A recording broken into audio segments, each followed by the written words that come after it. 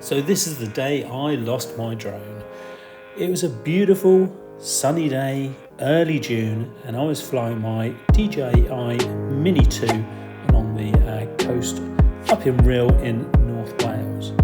So here we are going along the coast there, and just bear in mind the Sky Tower. So going along the coast there. Really impressed with the range from the Mini 2. Still got full signal, but then just after going past the Sky Tower, things started to go a little bit wrong, as you will see. So here we go, and off into the distance there we've got Kimnel Bay, which is the town just to the west of Rhyl.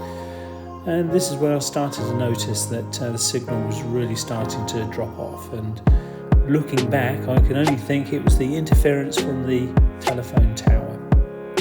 So now the Mini has lost the signal, and like all good Mini 2s, it's now going to turn around and return to home. But of course the issue is that it returns to home in a straight line, and you won't be able to see it here, but that straight line means it's going to go straight into the tower. So buckle up and have a look and see what happens when it crashes into the tower.